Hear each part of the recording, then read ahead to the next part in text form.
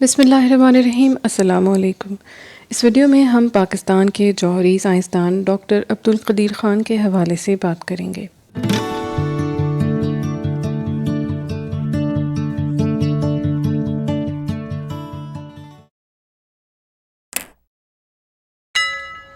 Doctor Abdul Qadeer Khan Pakistan کے معروف اور ممتاز ایٹمی سائنسدان تھے۔ مقامی ذرائع ابلاغ کے مطابق ڈاکٹر عبدالقدیر خان میں کرونا وائرس کا شکار ہونے کی تشخیص ہوئی تھی، جس کے بعد ان کی طبیعت بگڑتی چلی گئی۔ البتہ 11 ستمبر کو ایک ویڈیو پیغام میں انہوں نے کہا تھا کہ ان کی صحت اب بہتر ہے۔ ڈان اخبار کا دعویٰ ہے کہ حال ہی میں ڈاکٹر عبدالقدیر خان نے ان سے بات کرتے ہوئے پاکستان میں ہونے والے MD-CAT ٹیسٹ یعنی medical and dental college entry test کے حوالے سے بے قاعدگیوں پر پٹیشن دائر کرنے کے ارادے کا اظہار کیا تھا۔ پاکستان میں ڈاکٹر عبدالقدیر خان کو جوہری پروگرام کا خالق اور محسن پاکستان سمجھا جاتا ہے۔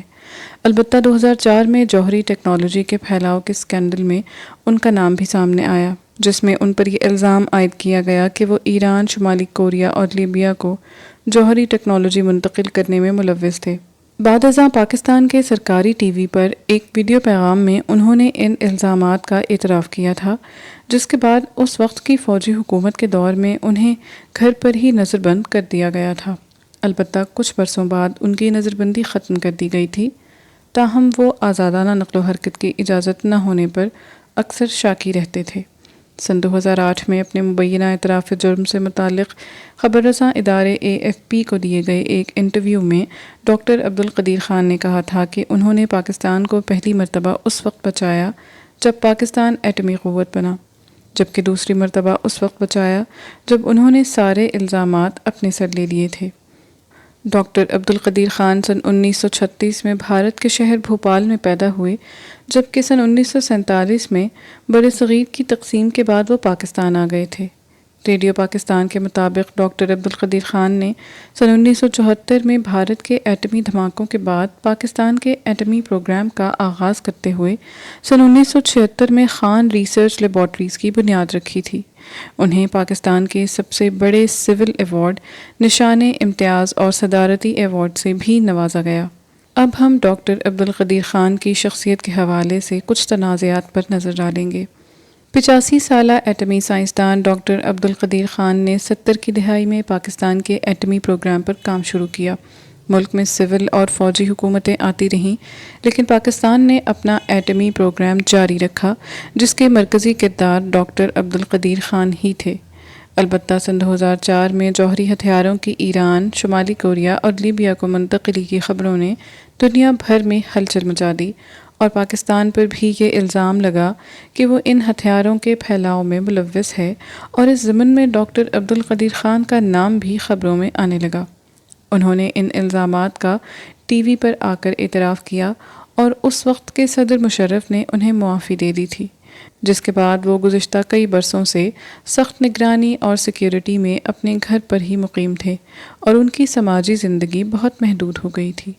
البتہ بعد ازاں کئی انٹرویوز میں ان کا موقف رہا کہ جوہری ٹیکنالوجی کی مبینہ اسمگلنگ کے معاملے پر انہیں قربانی کا بکرا بنایا گیا۔ 27 اپریل سن 1936 کو تقسیم ہند سے قبل بھارت کے شہر بھوپال میں پیدا ہونے والے ڈاکٹر عبدالقدیر خان قیام پاکستان کے بعد اپنے خاندان کے ہمراہ پاکستان آ گئے، جہاں وہ ابتدا میں کراچی میں مقیم رہے۔ سن 1960 میں کراچی یونیورسٹی سے میٹلرجی میں ڈگری حاصل کرنے کے بعد وہ مزید تعلیم کے لیے یورپ چلے گئے۔ انہوں نے جرمنی اور ہالینڈ سے تعلیم حاصل کی۔ انہوں نے ہالینڈ سے ماسٹرز آف سائنس، جبکہ بیلجیم سے ڈاکٹریٹ آف انجینئرنگ کی اسناد حاصل کی۔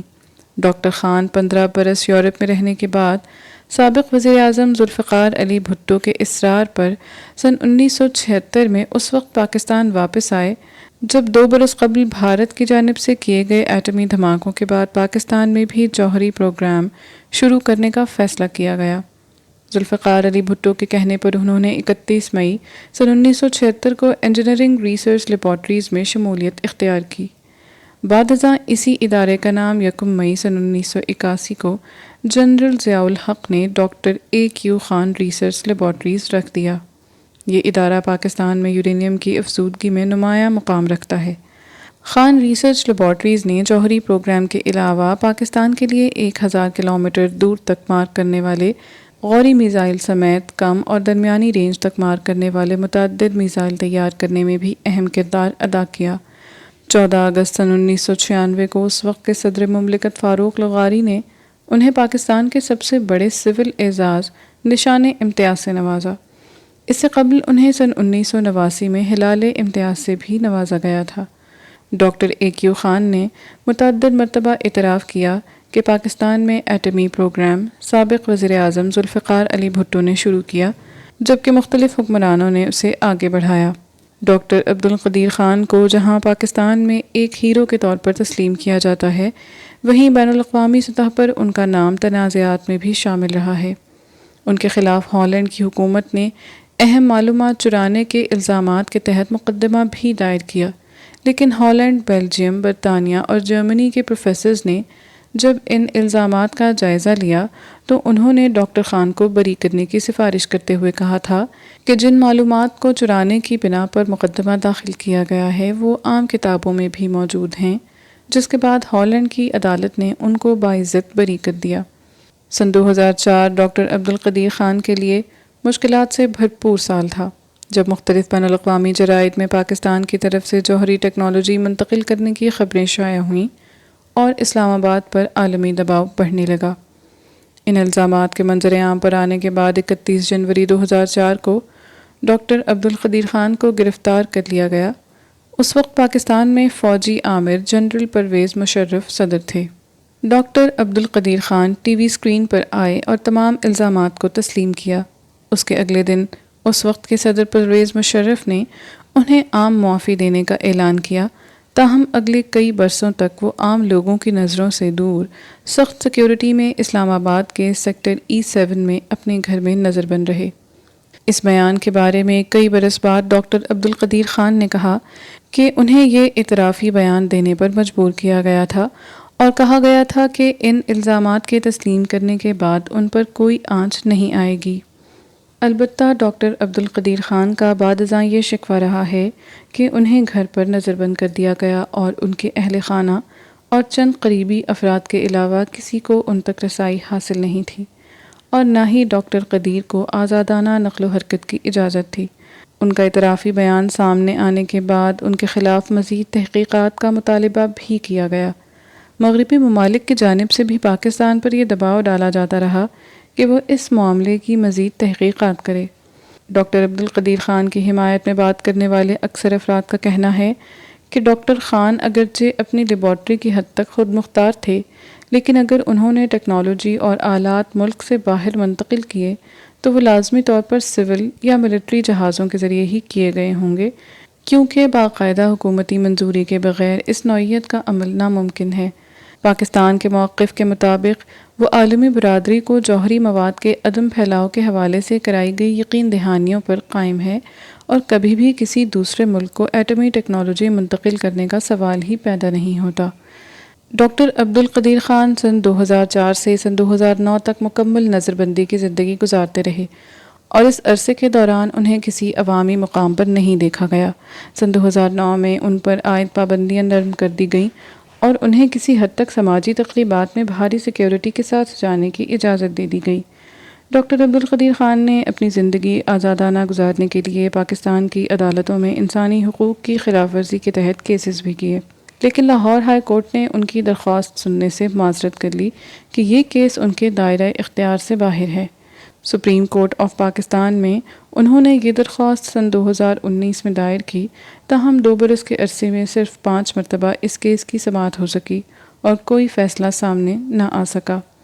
اپنی اس درخواست کے بعد ایک دفعہ doctor AQ Khan supreme court بھی پہنچے، جہاں ان کو لانے والے افراد انہیں کمرہ عدالت میں لانے کے بجائے رجسٹرار کے دفتر میں لے گئے اور وہیں سے انہیں گھر واپس لے گئے۔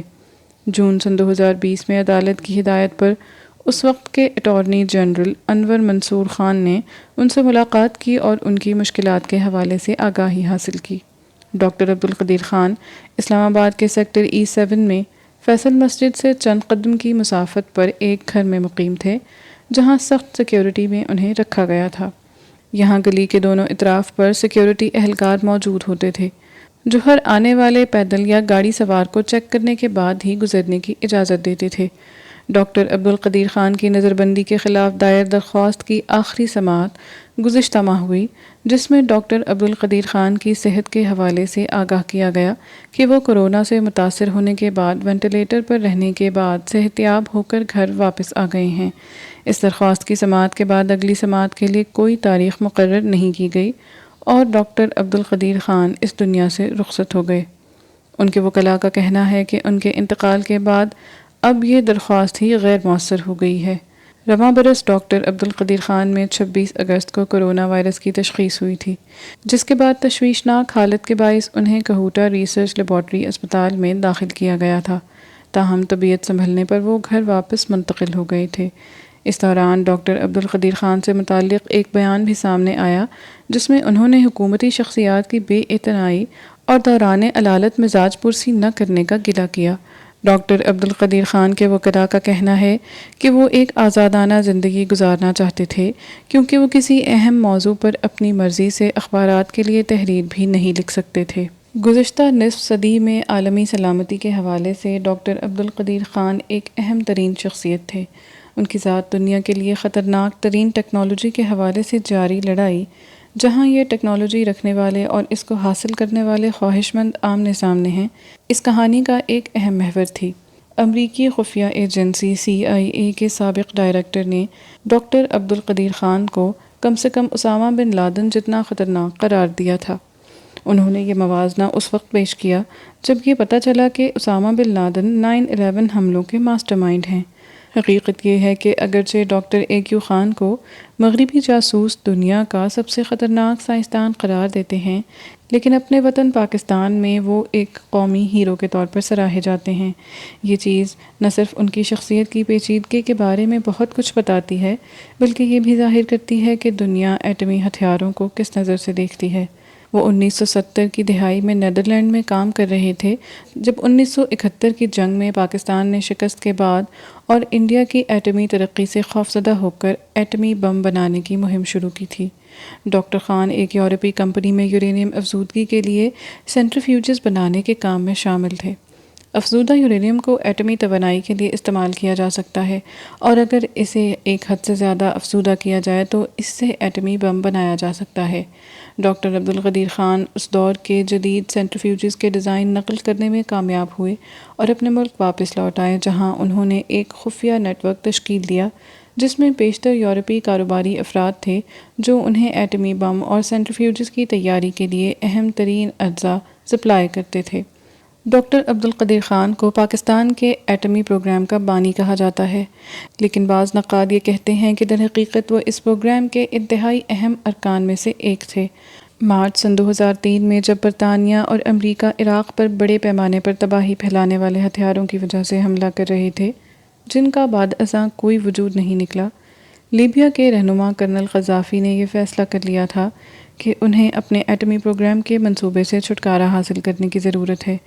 یہ منصوبہ MI6 اور CIA کے خفیہ دورے کی وجہ بنا، اور جلد ہی اس معاہدے کے عوامی اعلان کے بعد اس نے امریکہ کو ایک اہم موقع فراہم کیا کہ وہ پاکستان پر زور دے کہ وہ عبدالقدیر خان کے خلاف کارروائی کرے۔ ڈاکٹر عبدالقدیر خان کو اس کے نتیجے میں گھر میں نظر بند کر دیا گیا۔ انہوں نے اپنی بقیہ زندگی ایک عجیب صورتحال میں بسر کی، جہاں وہ نہ آزاد تھے اور نہ ہی قید تھے۔ انہیں آج بھی پاکستانی عوام کی جانب سے ایٹم بم بنانے پر ملکی ہیرو قرار دیا جاتا ہے۔ انہیں بیرونی دنیا کا سفر کرنے اور بات کرنے سے روک دیا گیا۔ انہوں نے کیا کیا تھا اور کیوں کیا تھا، شاید اس کی اصل کہانی کبھی معلوم نہیں ہو سکے گی۔